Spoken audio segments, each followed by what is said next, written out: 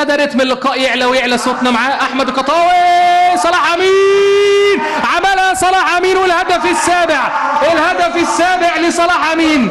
الدقيقه 22 احمد قطاوي يلعبها راسيه للمميز صلاح امين. صلاح امين بيشيل لواء الجيش، بيحمل لواء الجيش، هو الوحيد اللي بيتكفل باطلاق القذائف القويه.